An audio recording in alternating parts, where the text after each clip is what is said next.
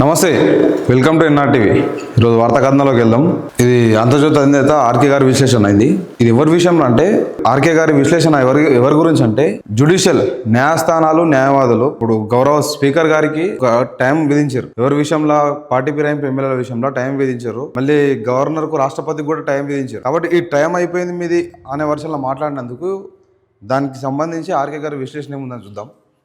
కొన్ని కేసుల విచారణ సందర్భంగా న్యాయమూర్తులు చేసిన వ్యాఖ్యలు జ్యుడిషియల్ యారగెన్సీని తలపిస్తున్నాయి. రాజ్యాంగం ప్రకారం గవర్నర్లకు, రాష్ట్రపతికి గడువు విధించే అధికారం న్యాయ వ్యవస్థకు లేకపోవచ్చు. అలాగని ఎవరికి వారు చేతులు ముడుచుకొని ఉండిపోతే ప్రజా ప్రయోజనాలు ఏం కావాలి? రాజ్యాంగ వ్యవస్థలో భాగమైన రాష్ట్రపతికి గడువు విధించే అధికారం న్యాయ వ్యవస్థకు లేని పక్షంలో అదే రాజ్యాంగంలో మరో భాగమైన లెజిస్లేచర్ విషయంలో మరొక రకంగా ఉత్తర్వులు ఎలా ఇవ్వగలరు? తమకు అధికారం లేదని చెప్పడం వరకే ఆక్షేపణ ఉండదు. కానీ అదే సమయంలో ప్రస్తుత సమస్యను అధిగమించడానికి పార్లమెంట్ లో చట్టం చేయాలని లేదా రాజ్యాంగ సవరణ చేయాలని సుప్రీంకోర్టు సూచించి ఉంటే బాగుండేదని అభిప్రాయం వినిపిస్తోంది. ఇదే సుప్రీంకోర్టు కొద్ది రోజుల క్రితం పార్టీ ఫిరాయింపులు పాల్పడిన వారిపై చర్యలు తీసుకోవడానికి తెలంగాణ శాసనసభ స్పీకర్ కు గడువు ఎలా విధించింది? తెలంగాణ శాసనసభ స్పీకర్ కు గడువు విధించడంతో అయిపోలేదు. ఆ అంశంపై విచారణకు వచ్చిన కోర్టు ధిక్కరణ పిటిషన్ సందర్భంగా సుప్రీంకోర్టు చేసిన వ్యాఖ్యలు జ్యుడిషియల్ యారగెన్స్ ని గుర్తు చేస్తున్నాయంట. మా ఆదేశాలు అమలు చేస్తారా లేదా, కొత్త సంవత్సరం రోజున ఎక్కడ ఉంటారో అంటే జైల్లో ఉంటారో బయట ఉంటారో తేల్చుకోండి అని సుప్రీంకోర్టు తెలంగాణ స్పీకర్ ను ఉద్దేశించి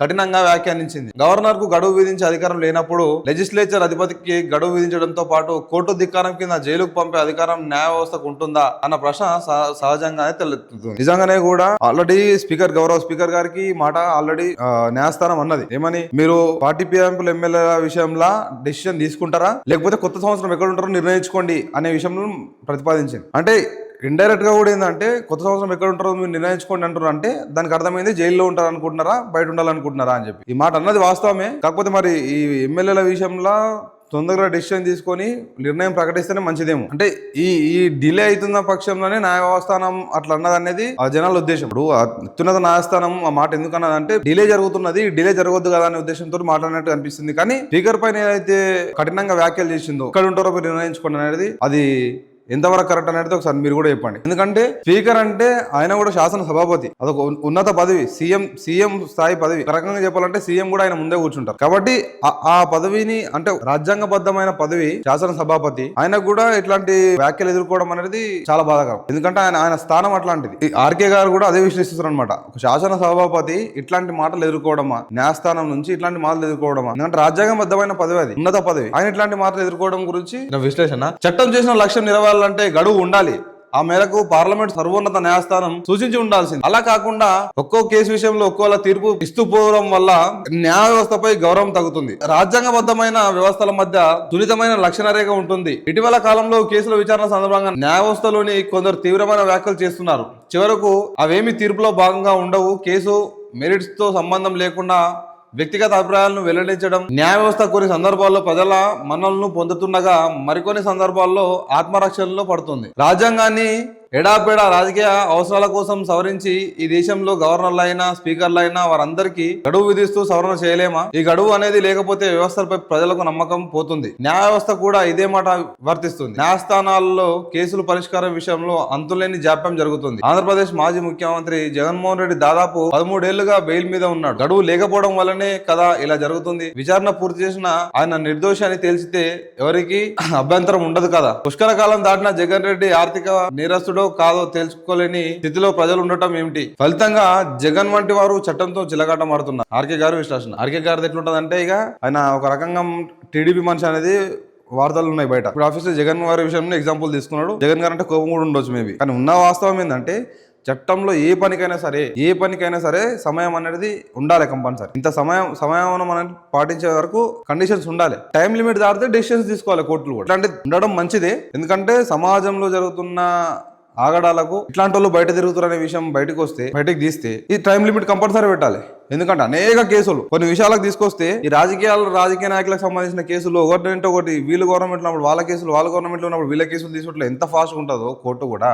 పేద మనిషి ఎవడన్నా ఏదన్నా విషయం, భూమి విషయంలో కబ్జా గురైంది లేకపోతే నా భూమిని ఆక్రమించుకున్నారని చెప్పేసి ఎవడన్నా కేసు ఇస్తే వాడి ఏళ్ళ తరబడి వాడు ముసలోడు అయిపోయి చచ్చిపోయినా కూడా వాళ్ళ పిల్లలకు కూడా కేసులు తెగుతలేవు. మరి ఇట్లాంటి విషయాలు ఎందుకు డిలే అవుతున్నాయి? ఒక కేసుకు ఒక ఫైల్ కి ఇన్ని రోజులలో ఇది పరిష్కారం అయిపోవాలనేది ఉండాలి కదా కండిషన్. అది ఎవరికి న్యాయం జరిగినా ఎవరికి అన్యాయం జరిగినా ఖచ్చితంగా ఒక కేసు విషయం ఉందంటే ఖచ్చితంగా ఒకరికి న్యాయం జరుగుతుంది, ఇంకొకరికి అన్యాయం జరుగుతుంది. అట్లనే ఒక పేదోడు కేసు వేస్తున్నాడు, ఏదన్నా భూమి మనకు ఉండేది ఎకరానో అర్ధ ఎకరానో భూమి, అది కూడా కబ్జాకు గురైంది, లేకపోతే అది కూడా పోతున్నది, రోడ్లో పోతున్నదో ఇంకో రకంగా పోతుందని అని చెప్పేసి న్యాయస్థానం నాకు ఆశ్రయిస్తే వానికి మాత్రం ఏళ్ళ తరబడి చెప్తా ఉన్నాం. మరి వీళ్ళ కేసులు అంతా ఫాస్ట్గా ఎందుకు ఫైల్లో వస్తున్నాయి, ఈ కేసులు ఎందుకు పెండింగ్ పడతా ఉన్నాయి? అది కూడా ఆలోచన చేయాలి ఒకసారి. ప్రజలు కూడా ఉండాలి, టైం లిమిట్ ఉండాలి కంపల్సరీ. ప్రతిదానికి టైం లిమిట్ ఉంటేనే పనులన్నీ సక్రమంగా టైం టు టైం జరిగిపోతాయి అనేది నా ఉద్దేశం. మీరు కూడా ఆలోచన చేయండి ఒకసారి.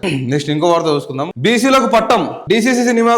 డీసీసీ నియామకాల్లో 14 మందికి అవకాశం. జిల్లా కాంగ్రెస్ కమిటీలకు కొత్త అధ్యక్షులు. 9 మంది ఓసీలు, ఎస్టీ 6, ఎస్సీ 5, 2 మైనార్టీ నేతలకు పట్టం. 5 ఎమ్మెల్యేలు, షార్ట్ చైర్మన్ కూడా. సంగారెడ్డి, రంగారెడ్డి మినహా 33 జిల్లాల్లో 3 కార్పొరేషన్ల నియామకం. 36 మందితో జాబితా ప్రకటించిన ఏఐసిసి. నియామకాల్లో సామాజిక సమతుల్యం. జాబితాలో 5 మహిళా నేతలు. నిన్న డీసీసీ నియామకాలు చేసారు కాంగ్రెస్ పార్టీకి సంబంధించి 14 మందికి అవకాశం కల్పించినట్టు. నేను దాంట్లో ఎంతమంది 9 మంది ఓసీలు ఉన్నారు. ఓసీలు 9 మంది, ఎస్టీలు 6 మంది, ఎస్సీలు 5 మంది, 2 మైనార్టీ నేతలకు పట్టం. నియంత్రణను తరుముకొట్టిన కళాకారులు.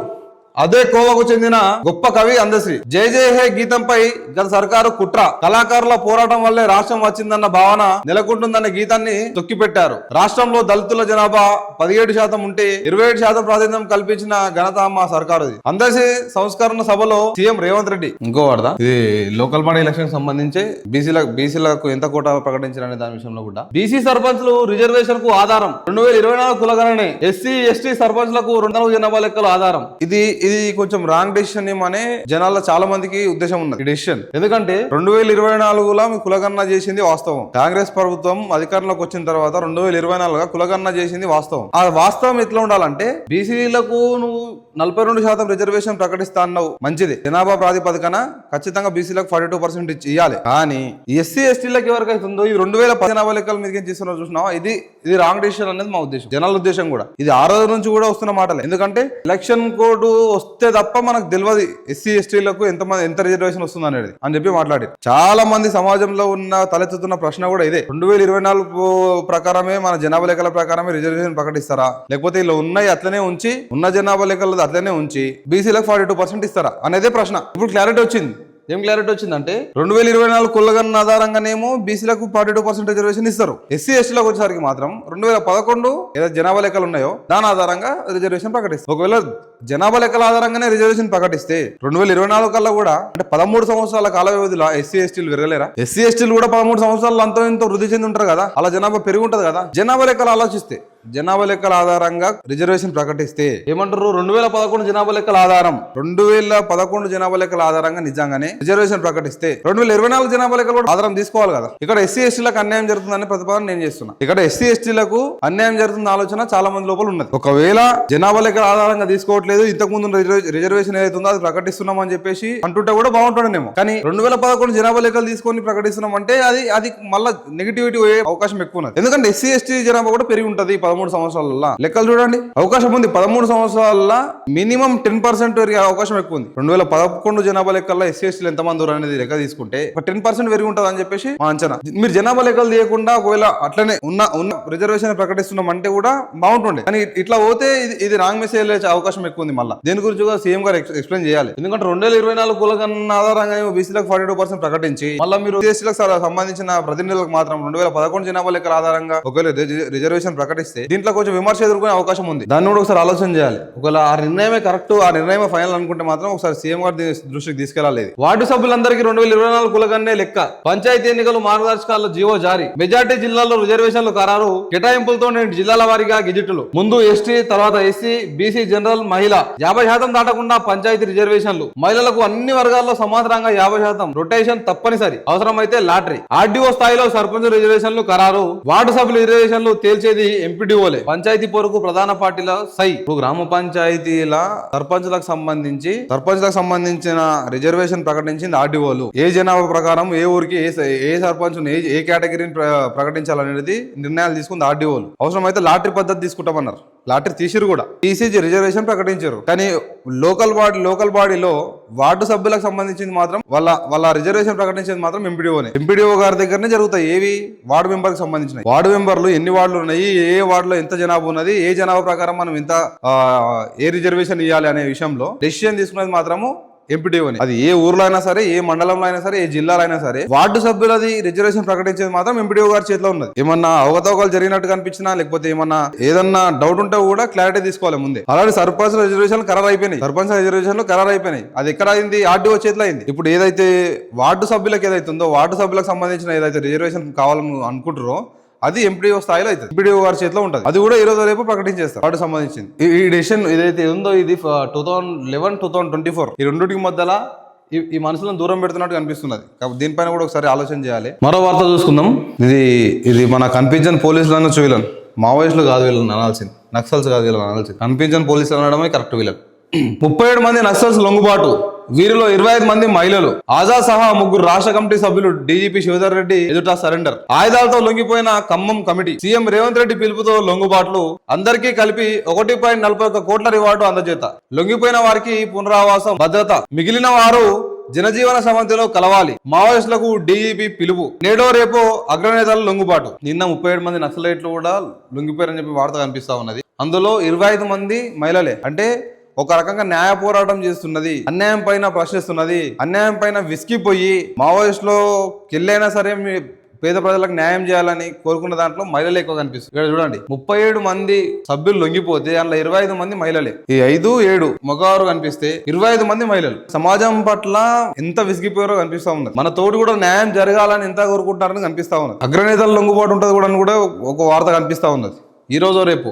అంటే వీళ్ళు చెప్పిన ఇన్ఫర్మేషన్ బట్టే అగ్రనేత, మావోయిస్టుకు సంబంధించిన అగ్రనేతలు కూడా లొంగిపోతారు అనేది మాట కనిపిస్తా ఉన్నది. వరుస లొంగుబాట్లు, ఎన్కౌంటర్లతో కకావికలమవుతున్న మావోయిస్టు పార్టీకి మరో ఎదురుదెబ్బ తగిలింది. మావోయిస్టు పార్టీ తెలంగాణ రాష్ట్ర కమిటీ సభ్యులు Koyyada Sambaiah alias Azad, Appasi Narayana alias Ramesh Dandakaranyam special zone లో ఎవరైతే మావోయిస్టు పార్టీలకు సంబంధించిన అగ్రనేతలు ఉన్నారో వాళ్ళందరూ కూడా లొంగిపోవడం అనే వార్తలు కూడా కనిపిస్తా ఉన్నాయి.